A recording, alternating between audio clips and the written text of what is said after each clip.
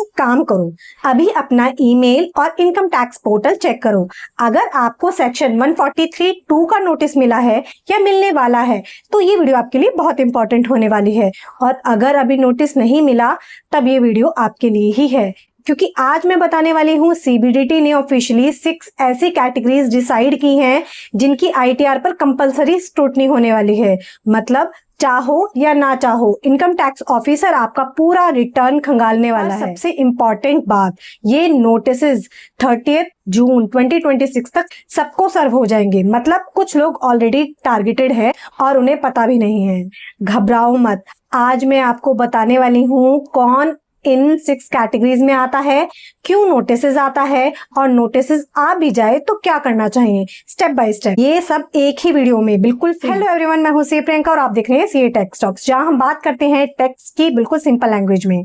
आज की इस वीडियो में हम कवर करेंगे स्क्रूटनी नोटिसेस क्या होता है, सीबीडीटी के 6 मैंडेटरी स्क्रूटनी कैटेगरीज कौन सी हैं, compulsory versus risk based scrutiny में क्या फर्क होता है और नोटिसेस आने पर क्या करना चाहिए और कैसे बचे इन फ्यूचर। वीडियो एंड तक जरूर देखना, एक भी चैप्टर मिस मत करना। और अगर आपके कोई दोस्त या फैमिली मेंबर का बिजनेस है उन्हें भी ये वीडियो जरूर शेयर करें। सबसे पहले बेसिक्स क्लियर करते हैं। स्क्रूटनी नोटिस क्या होता है? सिंपल लैंग्वेज में, आपने आईटीआर फाइल की, इनकम टैक्स डिपार्टमेंट ने देखा कुछ चीजें मिसमैच हो रही हैं या आप एक स्पेसिफिक कैटेगरी में आते हो तो वो आपको एक नोटिस भेजते हैं। कहते हैं भाई हम आपका रिटर्न क्लोजली चेक करना चाहते हैं, डॉक्यूमेंट्स लाओ, एक्सप्लेन करो, प्रूफ करो।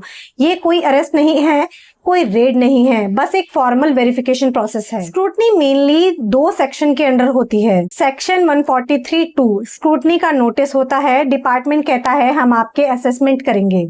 इसके बाद आता है सेक्शन 143(3) जो फाइनल असेसमेंट ऑर्डर होता है।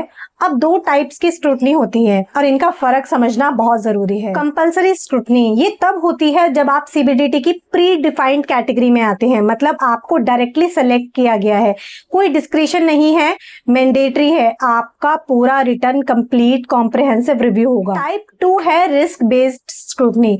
ये तब होती है जब एआईएस एसएफटी डेटा में कोई मिसमैच होता है।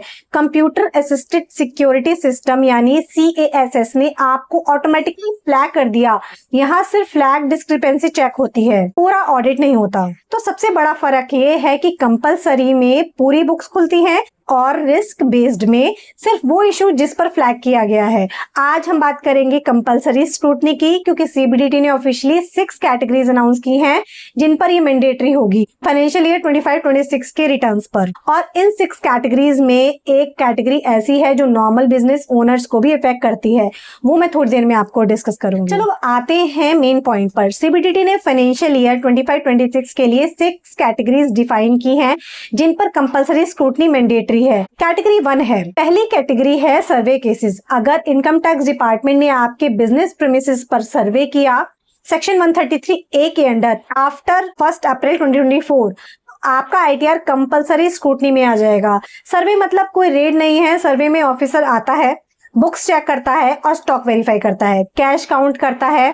इसमें इंपॉर्टेंट पॉइंट ये है कि चाहे सर्वे में कोई मेजर इरेगुलरिटी मिली हो या नहीं, अगर सर्वे हुआ है तो स्क्रूटनी तो होगी ही, कोई एक्सेप्शन नहीं है। और ये सिर्फ बिजनेस वाले ही नहीं, किसी भी प्रोफेशनल के प्रेमिसेस पर भी हो सकती है। सेकंड कैटेगरी है सर्च और रिक्विजिशन केसेस की। अगर आप या आपकी कंपनी पर सेक्शन 132 के अंडर सर्च ऑपरेशन हुआ है, यानी इनकम टैक्स की रेड हुई है, या सेक्शन 132(a) के अंडर एसेट रिक्विजिशन हुआ 1 अप्रैल 24 के बाद, तो आपका केस डायरेक्टली कंपलसरी स्क्रूटनी में आ जाएगा। ये केसेस रूटीन चेक्स को बाईपास कर देते हैं, स्ट्रेट कंप्लीट केस असेसमेंट होती है। अगर आप सोच रहे हो मैं तो छोटा टैक्स पेयर हूँ, मुझ पर रेट क्यों होगी, तो ये नेक्स्ट कैटेगरी ध्यान से सुन लो, वो आप पर ही अप्लाई हो सकती है। तीसरी कैटेगरी है रीअसेसमेंट केसेस की। अगर आपको सेक्शन 148 का नोटिस मिला है, मतलब डिपार्टमेंट को शक है कि आपकी कुछ इनकम पहले से असेसमेंट में छूट गई थी, एस्केप हो गई थी, तो वो केस मैंडेटरी स्क्रूटनी में आता है। ये बोथ सर्च लिंक्ड और non search linked reopened files पर अप्लाई होता है।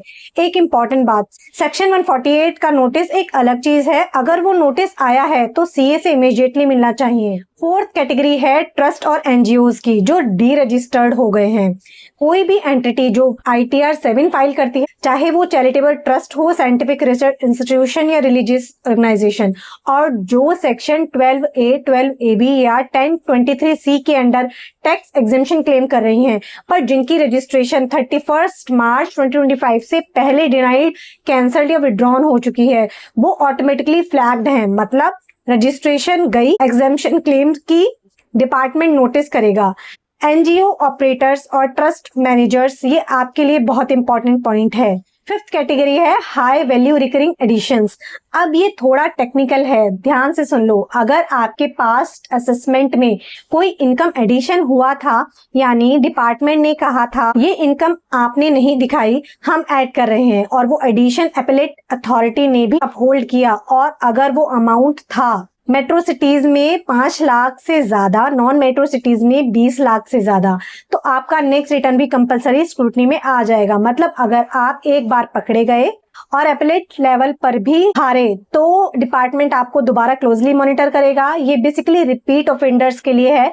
गवर्नमेंट का मैसेज क्लियर है, सुधर जाओ वरना हर बार स्क्रूटनी होगी। सिक्स्थ और लास्ट कैटेगरी है स्पेसिफिक टैक्स इवेजन इंटेलिजेंस। ये सबसे सीरियस कैटेगरी है। अगर किसी एक्सटर्नल एनफोर्समेंट एजेंसी ने, एनफोर्समेंट डायरेक्टोरेट, CBI, DRI या किसी भी रेगुलेटरी इंटेलिजेंस एजेंसी ने आपके बारे में क्रेडिबल इंफॉर्मेशन दी है कि आपके पास अनडिस्क्लोज्ड फॉरेन एसेट है, या आपने बेनामी ट्रांजैक्शन की है, या मैसिव टैक्स इवेजन की है, आपका केस मैंडेटरी स्क्रूटनी में आएगा। यहाँ क्रेडिबल इंफॉर्मेशन कीवर्ड है। Routine complaints. तो ये थी CBDT की 6 कैटेगरीज। एक क्विक रिकैप करते हैं। फर्स्ट कैटेगरी है सर्वे केसेस की अंडर 133A। सेकंड है सर्च और रिक्विजिशन की अंडर सेक्शन 132, 132A। नेक्स्ट है रीअसेसमेंट अंडर 148। नेक्स्ट है कैंसल्ड, रिवोक ट्रस्ट और एनजीओस पे।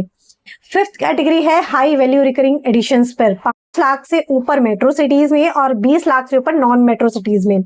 सिक्स कैटेगरी है टैक्स इवेजन इंटेलिजेंस की, ED, CBI, DRA flag. Screenshot करो, ये लिस्ट काम आएगी। मान लो नोटिस आ ही गया, क्या करना चाहिए? घबराना नहीं है, समझना है। स्टेप 1, नोटिस को ध्यान से पढ़ो। सबसे पहले नोटिस केयरफुली पढ़ो। कौन सा सेक्शन है, 143(2) या कोई और, किस असेसमेंट ईयर का है, कौन सी इनकम या ट्रांजैक्शन पर क्वेरी है, डेडलाइन क्या है रिस्पांस की। बिन पढ़े CA के पास मत भागो, पहले खुद नोटिस को समझो। नोटिस में जो भी डॉक्यूमेंट्स मांगे हैं या जो ट्रांजैक्शन फ्लैग्ड हैं, उनके सारे प्रूफ्स निकालो अभी से। Bank statement, ITR copies, current और past investment proofs, property documents, business bills और इनवॉइसेस, AIS डाउनलोड करो पोर्टल से। अगर नोटिस 143(2) का है या कोई बड़ी अमाउंट इन्वॉल्व है, तो CA के पास जरूर जाओ, खुद रिस्पॉन्स मत दो। अगर कॉम्प्लेक्स केस है तो एक काम खुद करो, इनकम टैक्स पोर्टल पर लॉगिन करो। ई प्रोसीडिंग सेक्शन में नोटिस मिलेगा, वहां से ही रिस्पॉन्स देना होता है ऑनलाइन। जो डॉक्यूमेंट्स मांगे हैं वो दो, जो नहीं मांगे वो मत दो वॉलंटरीली। सच लिखो, गलत मत लिखो। एक छोटी सी गलती पूरे केस को कॉम्प्लिकेटेड बना सकती है। अब सब कुछ ऑनलाइन होता है, फेसलेस। असेसमेंट सिस्टम के थ्रू पोर्टल पर लॉगिन करो, ई प्रोसीडिंग सेक्शन में जाओ, वहां नोटिस दिखेगा, सबमिट रिस्पांस क्लिक करो, डॉक्यूमेंट्स अपलोड करो और सबमिट कर दो। बात करते हैं प्रिवेंशन की, क्योंकि क्योर से बेटर है प्रिवेंशन। टिप नंबर 1, AIS से मैच करके ही अपना ITR फाइल करना चाहिए।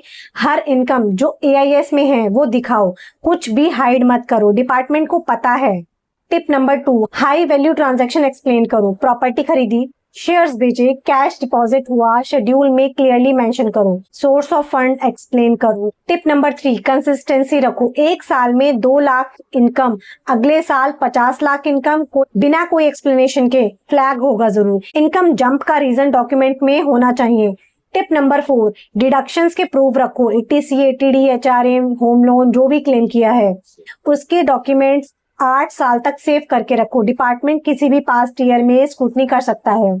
टिप नंबर 5, SFT ट्रांजैक्शन ध्यान में रखो। 10 लाख से ज्यादा कैश बैंक में, 10 लाख से ज्यादा म्यूचुअल फंड, ये सब SFT ट्रांजैक्शन में आता है। AIS में दिखता है, ITR में मिस किया तो नोटिस पक्का आ जाए। टिप नंबर 6, टाइम पर ITR फाइल करो। लेट फाइलिंग ऑलरेडी एक रेड फ्लैग है, डिपार्टमेंट लेट फाइलर्स पर ज्यादा ध्यान रखता है। नोटिस आया तो डॉक्यूमेंट्स गैदर करो, CA से मिलो। ई प्रोसीडिंग्स पोर्टल से रिस्पॉन्ड करो, डेडलाइन मत भूलो। बचने के लिए ये से मैच करो, सब इनकम दिखाओ, प्रूफ रखो, इतना करो, स्क्रूटनी से नहीं डरना। तो दोस्तों ये था सीबीडीटी स्क्रूटनी का पूरा A to Z गाइड, बिल्कुल सिंपल लैंग्वेज में। अगर आप इन 6 कैटेगरीज में आते हो तो प्लीज एक बार अपना पोर्टल चेक करो और सीए से जरूर बात करो। अगर ये वीडियो हेल्पफुल लगा हो तो please like the video, comment करो क्या आपको नोटिस आया है, कभी कैसा फील हुआ था कमेंट में बताओ। मैं पर्सनली रिप्लाई करूंगी। शेयर करो अपने उस फ्रेंड्स के साथ जो रिसेंटली सर्वे से गुजर रहे हैं या जिनके बिजनेसेस हैं, उन्हें ये वीडियो शेयर करो, काम आएगा। और सीए टेक्स टॉक्स को सब्सक्राइब करना बिल्कुल मत भूलना। तो तब तक के लिए इतना ही, मिलते हैं नेक्स्ट वीडियो में। Till then stay updated, stay informed, bye.